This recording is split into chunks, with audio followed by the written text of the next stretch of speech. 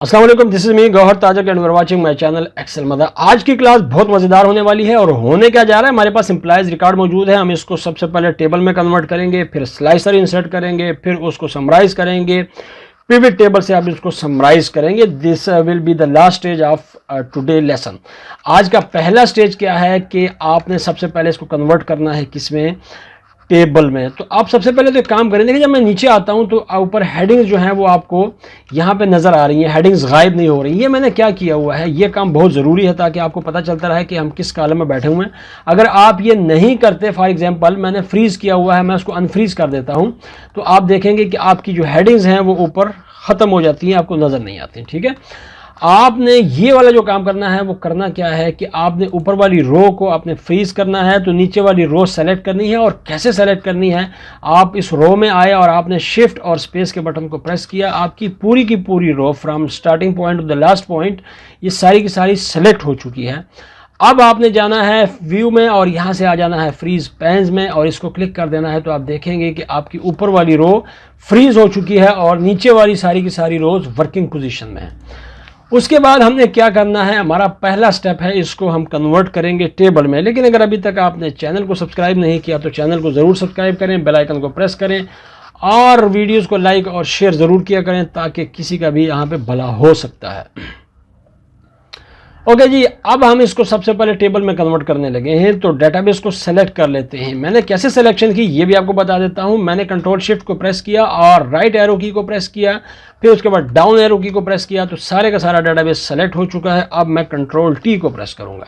Control T को मैंने जैसे ही प्रेस किया, एक डायलॉग बॉक्स यहाँ पे ओपन हो जाता है और ये आपसे पूछता है जी माई टेबल हैज़ हेडर्स। तो हमारे यहाँ पे टेबल में हेडर्स हैं, ये आपको हेडर्स नज़र आ रहे हैं, एम्प्लॉय नंबर, एम्प्लॉय आईडी और इस तरीके से ये सारे सीरियल नंबर डिपार्टमेंट सारे के सारे हेडर्स कहलाते हैं तो हम इसको चेक रखेंगे, नहीं है तो हम इसका चेक ख़त्म कर देंगे। अगर नहीं है तो फिर ये क्या करेगा वो भी आपको बता देता हूँ। ओके करते हैं। अब आपसे कह रहा है जी कि ये आपकी हेडिंग्स हो सकती हैं, ये वाली कॉलम 1, कॉलम 2, कॉलम 3 वाली, जबकि हम ये चाहते हैं कि नहीं, we have already the headers. तो हम इसको कंट्रोल जेड से वापस आ जाते हैं, कंट्रोल टी करेंगे और यहाँ पे माई टेबल हैज़ हेडर्स पे क्लिक करके इसको हम ओके कर देंगे।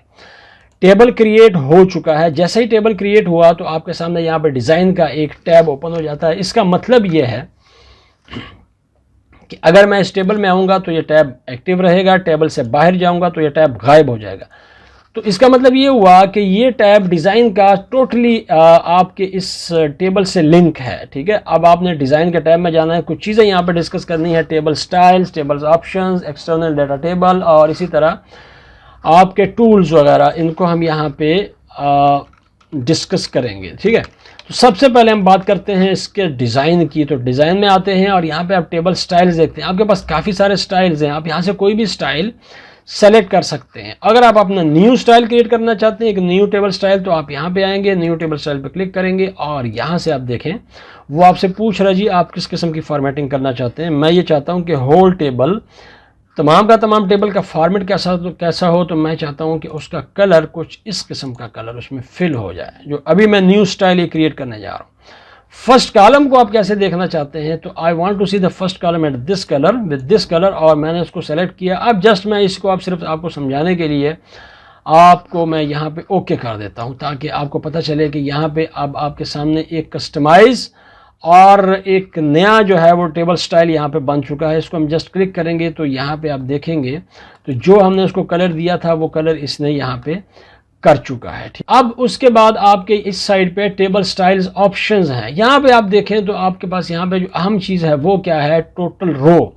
और ये टोटल रो अगर हम नीचे चले जाते हैं तो यहाँ पे आपको कोई रो नज़र नहीं आ रही, लेकिन हम जैसे ही इस टोटल रो पे क्लिक करेंगे तो नीचे एक आपको रो नज़र आएगी और यहाँ पे आप आएंगे लास्ट पे तो आपको यहाँ पे टोटल नज़र आएगा। इसने क्या किया, इसने आपकी इस रो को काफ़ी सारे फार्मूलाज लगा दिए हैं और कितने फार्मूलाज लगे हैं इसको हम यहाँ पे देखते हैं। देखिएगा ये एक ड्रॉप डाउन लिस्ट बन चुकी है। इसके ऊपर जब हम क्लिक करेंगे तो आपको average, count, count number, max, minimum, sum और ये सारे के सारे फार्मूले आपको यहाँ पे मिल चुके हैं। हम इसको सम करना चाहते हैं तो इसने सम करके दिखा दिया और ये देखें 19,10,000 इसका सम बनता है। फार्मूले के ऊपर अगर F2 को प्रेस करेंगे तो आपको बताएगा सब टोटल का यहाँ पे फंक्शन लगता है। उसकी वजह यह है कि ये टेबल है। अच्छा जी, हम काउंट करना चाहते हैं तो आप यहाँ पे काउंट का फंक्शन अप्लाई कर दीजिएगा। अगर आप एवरेज मालूम करना चाहते हैं तो आप एवरेज का फंक्शन यहाँ पे अप्लाई करेंगे। अगर आप यहाँ से मैक्सिमम वैल्यू देखना चाहते हैं तो मैक्स का फंक्शन अप्लाई कर देंगे। 50,000 is the maximum value. Minimum value करना चाहते हैं तो 22,000 is the minimum value in this range. ये वाली जो हमारी रेंज है ये इसकी बात हो रही है, ठीक है। तो ये काफ़ी सारे फार्मूलाज आपको काफ़ी सारी मदद दे सकते हैं, ठीक है। और भी इसमें आप फंक्शन लगा सकते हैं अगर आप लगाना चाहते हैं, लेकिन फिलहाल हम यहाँ पे सम का फंक्शन लगा देते हैं और यहाँ पे काउंट का लगा देते हैं। दोनों को ज़रा बोल्ड वगैरह करके साइज़ को बड़ा कर देते हैं ताकि ये बड़े आसानी से हमें नज़र आता रहे, ठीक है। ओके, अब 52 हमारे पास एंट्रीज़ हैं और उनका 19,10,000 रुपया टोटल सम बनता है। ओके जी, ये थी एक बहुत अच्छी ऑप्शन जो कि डिज़ाइन में आपको मिलती है टोटल रो में। ओके जी, अब हम स्लाइसर्स इंसर्ट करने जा रहे हैं और स्लाइसर्स क्या करते हैं, ये आपको एक फ़िल्टर डाटा प्रोवाइड करते हैं। देखें, आपने जैसे ही टेबल पे क्लिक किया, डिज़ाइन पे आए तो यहाँ पे इंसर्ट स्लाइसर पे क्लिक करेंगे। आपका ये स्लाइसर करता क्या है, आपकी तमाम ये फील्ड्स जो आपकी यहाँ पे मौजूद हैं, ये सैलरीज वगैरह और ये जेंडर, एज वगैरह, ये सारी फील्ड्स उसने यहाँ पे ले ली। किस फील्ड्स को बुनियाद बनाकर आप उसकी वहाँ से आप डाटा फिल्टर करवाना चाहते हैं वो फील्ड आप यहाँ पे ले लेंगे। मैंने फॉर एग्जांपल यहाँ पे डिपार्टमेंट को ले लिया, तो डिपार्टमेंट को क्लिक करेंगे, ओके करेंगे और यहाँ पे देखें तो आपके सामने एक स्लाइसर यहाँ पे आ चुका है, ठीक है। अब आप किसी भी डिपार्टमेंट पे क्लिक करेंगे तो आपको उसका डाटा ये फिल्टर करके देखिएगा। मैंने यहाँ पे एडमन पे क्लिक किया, इसने बताया कि जी एडमन डिपार्टमेंट में 10 लोग मौजूद हैं और उनका टोटल ये बन रहा है, सारे के सारे मेल हैं और फीमेल इनमें कोई नहीं है, कुछ डिजिग्नेशन वगैरह भी, सारा डाटा उनका यहाँ पे आपके पास आ जाता है। अब आप किसी दूसरे डिपार्टमेंट पे क्लिक करें तो आपके पास उसका डाटा आ जाएगा, आप किसी तीसरे पे करें तो उसका आ जाएगा।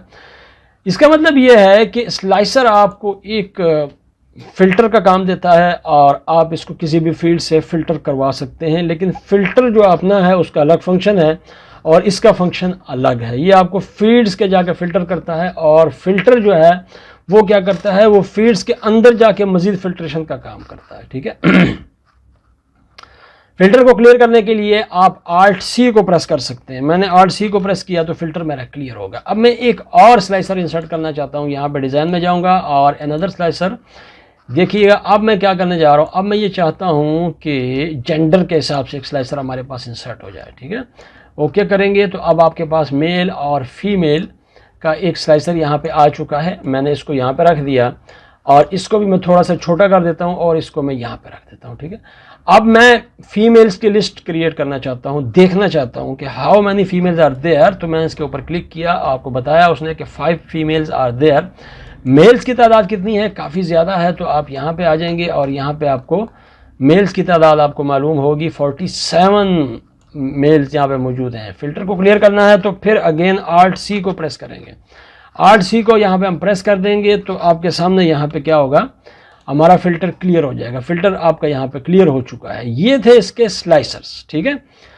अब अगर मैं फॉर एग्जांपल इन स्लाइसर्स को यहाँ से डिलीट करना चाहता हूँ, I want to delete this slicers from here, तो मैं इनको सेलेक्ट करूँगा और सेलेक्ट करने के बाद मैं डिलीट के बटन पे प्रेस कर दूँगा तो ये दोनों स्लाइसर्स यहाँ से गायब हो गए। रिमूव डुप्लीकेट की, देखें यहाँ पे हमारे पास अभी की डुप्लीकेट वैल्यू नहीं है। हम एक काम करते हैं, मैंने यहाँ पे शिफ्ट और स्पेस को क्लिक किया, कंट्रोल प्लस को क्लिक करूँगा और यहाँ पे 1003 को मैं 1003 को मैंने डुप्लीकेट कर दिया। बल्कि मैं सारे के सारे डाटाबेस को यहाँ पे नीचे तक डुप्लीकेट कर देता हूँ 1003। हम ये चाहते हैं कि रिमूव डुप्लीकेट पे क्लिक करें तो इस टेबल में से कुछ ऐसी डुप्लीकेट वैल्यूज़ जो हमारे यहाँ इंटर हो चुकी हैं गलती से, उनको डिलीट कर दिया जाए। तो क्लिक करेंगे और आपके सामने अब आपको पूछेगा कि जी आपने किस फील्ड में से जाके करना है। तो हम यहाँ से अनसेलेक्ट ऑल कर देंगे और हम ये चाहते हैं कि एम्प्लॉय आईडी में अगर इसको कोई डुप्लीकेट मिलता है तो उसको डिलीट कर दे। देखिएगा ओके प्रेस करेंगे तो उसने हमें बताया कि 1 duplicate values found and removed, 52 unique values remain, 52 यहाँ पे रिमेन है और एक को उसने ख़त्म कर दिया, ठीक है। अब यहाँ पे एक और ऑप्शन है और वो है कन्वर्ट टू रेंज की, और ये बहुत अच्छी ऑप्शन है। और ये ऑप्शन आपके लिए, देखें अगर आपने इतना बड़ा काम किया हुआ है, आप अपने डाटा को टेबल में मेंटेन कर रहे हैं तो आपके पास यहाँ पे कुछ आपके पास फार्मूलाज फंक्शन लगे हुए हैं। अब जब आप किसी को देना चाहते हैं तो लाज़मी बात है, आप ये नहीं चाहते कि मैं उसको टेबल समेत दे दूं, आप उसको अलग से एक सिर्फ डाटा दे देते हैं। तो उसके लिए आप इस डाटा को दोबारा कन्वर्ट करते हैं नॉर्मल डेटाबेस में, तो आप देखेंगे तो कन्वर्ट टू रेंज पे क्लिक कीजिएगा। अब आपके सामने यस पे क्लिक करूँगा तो ये डाटा टेबल यहाँ से ख़त्म हो चुका। आप देखें यहाँ से ड्रॉप डाउन लिस्ट ख़त्म हो चुकी है। हाँ, अलबत्ता जो फार्मूला आपने लिया था वो यहाँ पे बरकरार है, उसके बाद बाकी सारा कुछ टेबल्स वगैरह सारा कुछ यहाँ से ख़त्म हो चुका है। ठीक है, यहाँ पे फ़िल्टर वगैरह जो लगे हुए थे सारे ख़त्म हो चुके हैं। कंट्रोल जेड को प्रेस करता हूँ, वापस आता हूँ टेबल में, और यहाँ पे आपको एक और अच्छी ऑप्शन देता हूँ, और वो क्या है, summarise with pivot table. Summarise with pivot table क्या करता है, आपकी इस टेबल को समराइज करता है पिवट की शक्ल में। क्लिक करेंगे, एक डेटाबेस आपके पास एक डायलॉग बॉक्स ओपन होता है। ये आपसे कहता है जी आपने कहाँ पे टेबल क्रिएट करना है, न्यू वर्कशीट में या एग्जिस्टिंग में। मैं ये चाहता हूँ कि न्यू वर्कशीट में, और हमेशा न्यू वर्कशीट पे आप टेबल को क्रिएट करते हैं। ओके करेंगे, और यहाँ पे आप देखें तो एक सिलेंडर आपके पास, इसको रीनेम भी कर सकते हैं शीट को। मैं ये चाहता हूँ कि मैं इसको रिपोर्ट का नेम दे दूं, और इसको मैं दे दूं डेटाबेस। ठीक है, दोनों को मैं रीनेम कर देता हूं। डेटाबेस का नाम मैंने इसको दिया, और उसको मैंने क्या दिया, रिपोर्ट का नाम, डेटा और बेस। ओके जी, अब इस रिपोर्ट को हम बनाते हैं, और बनाने का तरीका आपको बता दूं। पिवट टेबल्स की फील्ड्स, यहाँ पे वही फील्ड्स हैं जो आपके टेबल से वहाँ से आ रही हैं सारी की सारी। देखें, वैल्यूज़ को आप हमेशा जो है वो आप वैल्यूज़ में रखेंगे। सैलरीज हमारे पास वैल्यूज़ हैं, तो इसको हम वैल्यूज़ में रख देते हैं। ठीक है, अब उसके बाद हम कॉलम्स में क्या रखना चाहते हैं, हम ये चाहते हैं कि हमारे जो डिपार्टमेंट हैं वो टॉप पे आ जाएं, तो हम कॉलम्स में डिपार्टमेंट को रख देते हैं। यहाँ पे मैंने रखा। अब आपने देखा कि डिपार्टमेंट की सैलरीज यहाँ पे नीचे उसके आ चुकी हैं, लेकिन हमें ये नहीं पता चलता था कि ये कौन लोग हैं जिनकी इतनी सैलरीज हैं। उसके लिए हम यहाँ पे थोड़ा सा इसको मेंटेन करते हैं, एम्प्लॉय आईडी बनाते हैं, एम्प्लॉय नेम यहाँ पे लेके आते हैं। रोज़ में आपके सामने यहाँ पे एक रिपोर्ट की शक्ल क्रिएट होने जा रही है। आप जब इस पिवट टेबल में आते हैं तो इसका अलग से एक एनालाइज का और एक डिज़ाइन का टैब आपके पास ओपन हो जाता है। डिज़ाइन में अगर हम जाते हैं तो आपको हमेशा रिपोर्ट लेआउट में आना पड़ता है। यहाँ पे इसको शो इन टेबलर फॉर्म में क्लिक करेंगे, और अब आपके सामने इसकी शक्ल मज़ीद अच्छी हो गई है।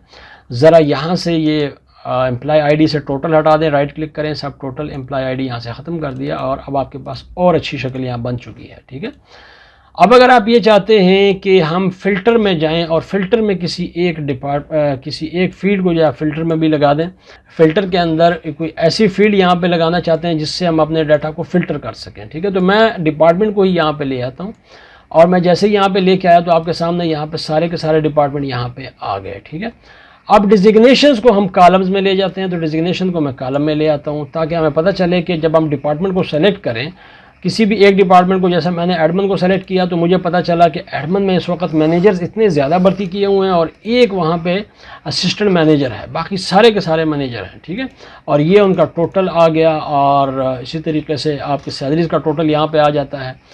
अगर आप ये चाहते हैं कि आप एक समरी बना लें अपने इस टोटल डेटाबेस की, तो वो भी बहुत अच्छी बात है। आपने करना क्या है, आपने डिपार्टमेंट को यहाँ पे लेके आना है, रो में आपने यहाँ से जस्ट इसको पकड़ना है, नीचे तक ड्रैग करना है, और एम्प्लॉय आईडी के ऊपर आके इसको छोड़ देना। इसको आपने छोड़ दिया तो अब आपके सामने एक समरी बन चुकी है, लेकिन ये समरी अभी भी काफ़ी ज़्यादा फैली हुई है। लेकिन हम ये चाहते हैं कि सिर्फ डिपार्टमेंट्स की समरी बने, तो आप एक काम कर सकते हैं। देखें, एनालाइज में जाके फील्ड्स मैंने यहाँ से ख़त्म कर दी थी, वापस आते हैं और यहाँ से एम्प्लॉय आईडी और एम्प्लॉय नेम को यहाँ पे ख़त्म कर देते हैं।